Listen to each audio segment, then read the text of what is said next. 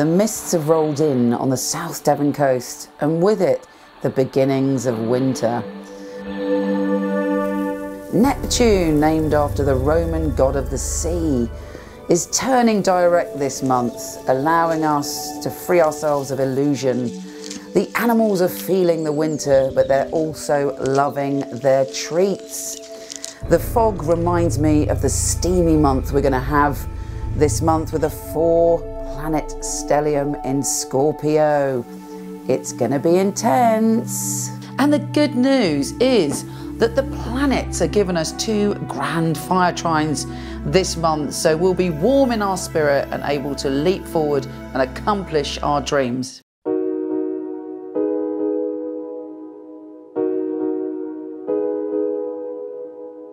Taurus, your November kicks off with a lot of self-exploration, but also you have an incredible insight into the balance and nuances of your personal relationships.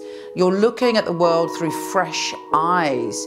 Now, some very important stuff is happening at the beginning of the month, and for the first 12 days of November, it's important that you open your heart to seeking the balance that you crave. The Sun and Venus are conjunct, and they're making you feel much more confident about your personal relationships, actually. And then we have a full moon, and that full moon is in your sign, and you're like, wow, really emotional, and you get some real emotional clarity into what you need in your life.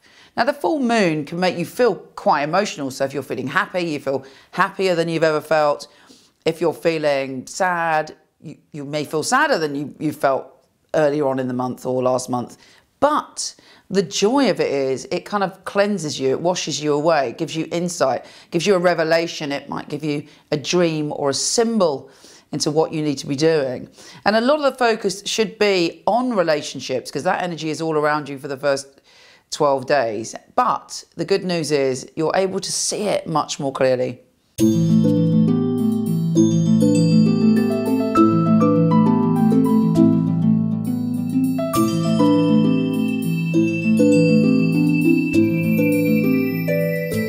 Also on the 13th, a Venus and Saturn conjunction that's making you really sure about what it is you need to do to have roots in your relationships and to create the stability and commitment, actually, that you really desire.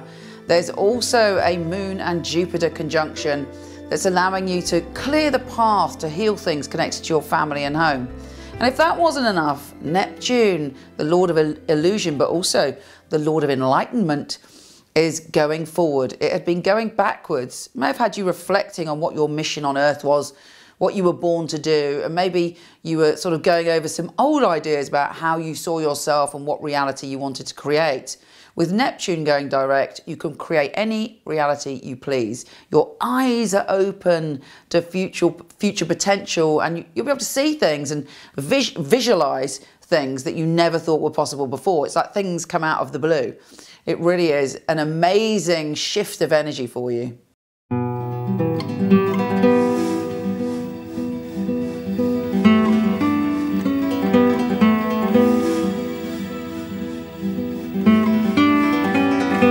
on the 18th, we have Venus trine Uranus. So your ruler is trining the spirit of unpredictability. But what this is actually doing is giving you a heart and soul union. You're able to express yourself in a way that you couldn't before. You're able to accept that maybe you have to deal with something that's out of the blue, but because you are so solid in your being, so solid in your sense of love now, you're able to handle it very, very easily. From the 21st, you're going through a transition which is telling you and urging you to let go, to surrender some of your control on life and what you believe life to be, and to like step into a new phase where you are able to feast upon the unexpected and explore things that you may have only vaguely thought about before. Suddenly new things are becoming of great interest to you. And interestingly, that's quickly followed by a new moon. A new moon's all about ending a cycle and taking our vibration to the next level. And you're ending a way of seeing things about how powerless you feel in the world.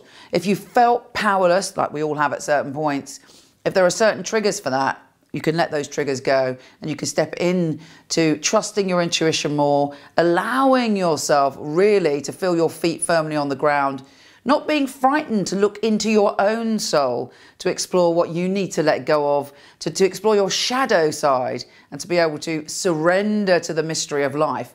By doing that, actually, you might have a very deep revelation on the day of the new moon. There may be a symbol or a dream that gives you the treasure, or maybe even shows you something from your past that's really been impacting you and you didn't realize the power it had over you. Now is the time to allow the new to come into your life. And that's one of the fundamental messages of this month, actually.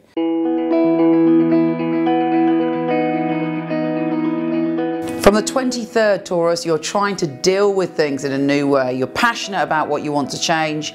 You may be quite angry about some things that have happened to you in your past, or some things or some people that you feel are making you powerless. But your energy needs to be on a deeper awakening, an acceptance of who you are, an acceptance of some of the situations in your life which aren't working, and allowing yourself to let go and understand that actually sometimes when we let go, in fact, all the times I've ever let go, even if it's painful at the time, you step into a deeper reality, a richer reality, a reality that takes you to the next level of your soul's journey. Allow yourself to see that truth this month. Don't get caught up in any primal emotions that could lead you off the path of your life. If you find yourself being consumed with anger or insecurity or jealousy, obsession, anything like that, go, hang on a minute. This is distracting me from really knowing myself and going forward to embrace the true adventure that lays before me. Take care, and I'll speak to you soon.